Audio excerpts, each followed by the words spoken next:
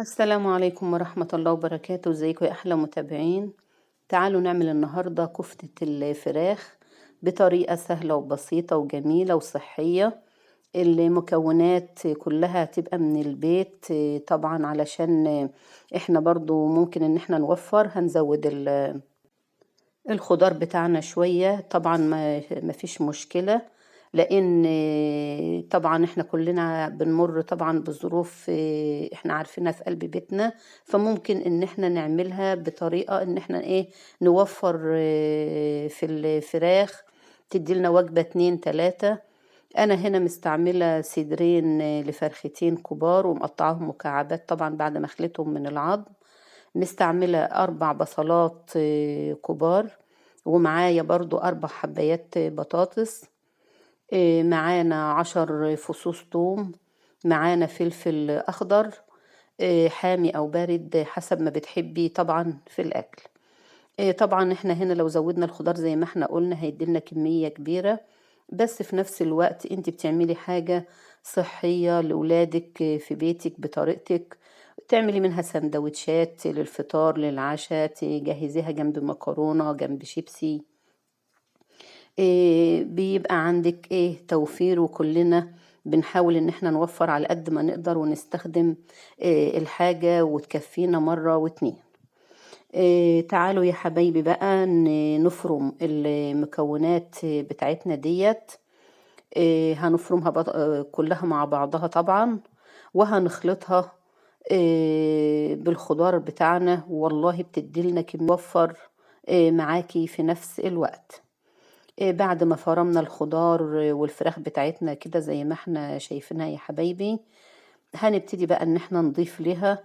انا معايا هنا كوباية بقسماط واحدة، هنضيفها برضو على الفراخ، وبنضيف 3 معالق نشا.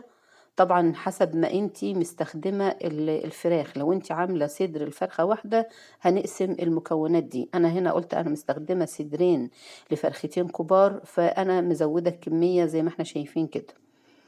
طبعا بقى هنعجنهم عجين كويس مع بعضهم، وهنضيف برضو التوابل بتاعتنا علشان ما ننساهاش.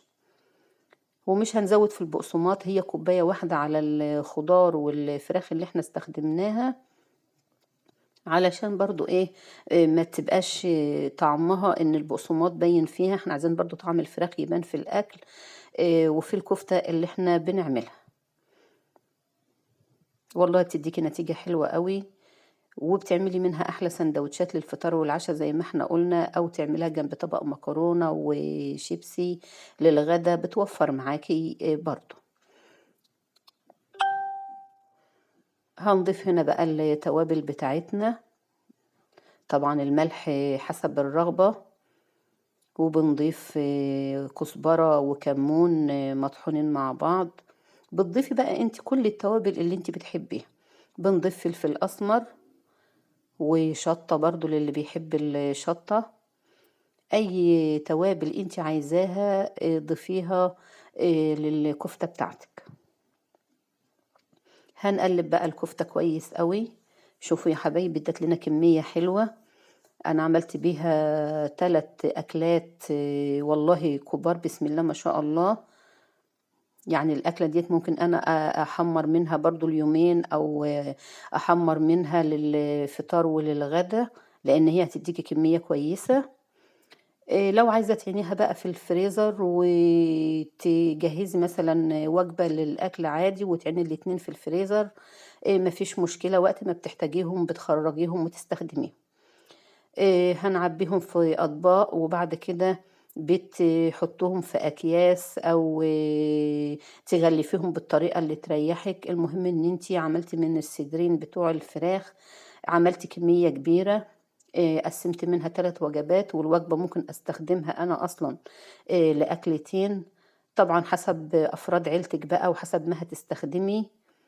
وبتبقى عجينة الكفتة جاهزة معانا وبتوفر معاكي، وتعينها في الفريزر لوقت ما تحتاجيها.